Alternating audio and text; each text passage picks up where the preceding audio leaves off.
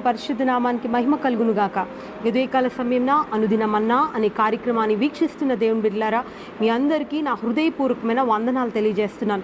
ఉదయకాల సమయంలో దేవుడు మనకిచ్చిన వాగ్దానాన్ని చదువుకుందాం.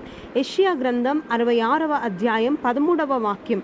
ఒకని తల్లి వానిని ఆదరించినట్లు నేను మిమ్మును ఆదరించెదను, యెరూషలేములోనే మీరు ఆదరింపబడెదరు. ప్రియ దేవుని బిడ్డలారా, చక్కని వాగ్దానం, ఒక ఆదరణతో కూడిన వాగ్దానం ఉదయకాల సమయంలో దేవుడు మనకు చేస్తున్నాడు. ఏమంటున్నాడంటే, ఒకని తల్లి వానిని ఆదరించినట్లు నేను మిమ్మును ఆదరిస్తానంటున్నాడు. ప్రియ దేవుని బిడ్డలారా, మనకు నిజంగా లోకంలో ఆదరణ కోల్పోయినప్పుడు, నెమ్మది లేనప్పుడు తల్లి దగ్గరికి వెళ్ళి మనము మన సమస్య చెప్పుకుంటే తల్లి దగ్గర నుంచి వచ్చే ఆదరణ అందరికంటే గొప్పగా ఉంటుంది.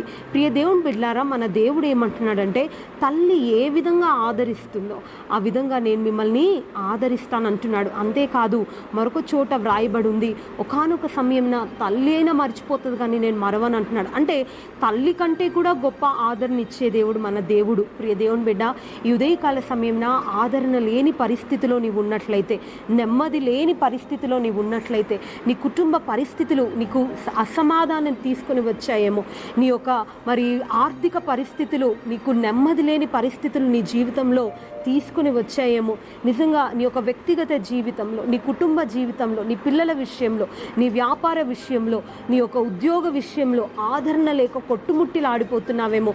ప్రియ దేవుని బిడ్డ, ఉదయకాల సమయంన గొప్ప ఆదరణతో నా దేవుడు నిన్ను ఆదరించడానికి ఇష్టపడుతున్నాడు. ఒక తల్లి ఏ విధంగా ఆదరిస్తుందో నేను నిన్ను ఆదరిస్తాను అంటున్నాడు. ప్రియ దేవుని బిడ్డ, కింద రాయబడి ఉంది, ఏమనుంది అనంటే, యెరూషలేములోనే మీరు ఆదరింపబడెదరు. ప్రియ దేవుని బిడ్డలారా, యెరూషలేము అనగా దేవుని సన్నిధి. మనము దేవుని సన్నిధిలో మోకరించినట్లయితే, దేవుని సన్నిధిలో మనం కనిపెట్టినట్లయితే తప్పకుండా మనకు ఆదరణ దొరుకుతుంది, తప్పకుండా మనకు నెమ్మది దొరుకుతుంది, తప్పకుండా దేవుని దగ్గర నుంచి ఒక సమాధానం మనకు దొరుకుతుంది. ప్రియ దేవుని బిడ్డ, సమాధానం కరువై ఉన్నావా, నెమ్మది లేకుండా ఉన్నావా, ఆదరణ లేకుండా ఉన్నావా, ఉదయకాల సమయంలో దేవుడు నిన్ను ఆదరించబోతున్నాడు. ఆయన గొప్ప ఆదరణ చేత నిన్ను నింపబోతున్నాడు. ఈ ఆదరణ ఆయన సన్నిధిలోనే దొరుకుతుంది. కాబట్టి ఆయన సన్నిధిలో నువ్వు మోకరించగలిగితే తప్పకుండా ఆయన ఆదరణ నీకు కలుగుతుంది. ప్రియ దేవుని బిడ్డ, ఆయన దగ్గర నుంచి ఆదరింపబడి నెమ్మదిని మన జీవితంలో ఉదయకాల సమయంలో మనం అనుభవిద్దాం. మన ప్రతి సమస్యకు ఒక విడుదల ఆయన ఇవ్వబోతున్నాడు. నమ్మి మనం ప్రార్థన చేసుకుందాం. ప్రార్థన. ప్రేమ కలిగిన దేవా, పరిశుద్ధుడా, మీకు స్తోత్రములు తండ్రి. ఉదయకాల సమయం ప్రభా, ఒకని తల్లి వానిని ఆదరించినట్టు నేను ఆదరిస్తానన్నావు. తల్లి వలె ప్రేమించే దేవుడవయ్యా. ఇదిగో నాయన, ఎంతమంది అయితే ఆదరణ లేక, నెమ్మది లేక, వాళ్ళ సమస్యల్లో, ఇరుకుల్లో, అనారోగ్యాల్లో కొట్టుమిట్టలాడుతున్నారో ప్రభా, వారి కుటుంబాల్లో, వారి వ్యక్తిగత జీవితంలో, వ్యాపారంలో, పిల్లల జీవితంలో అయ్యా మీరు ఆదరణని ఇవ్వండి అయ్యా.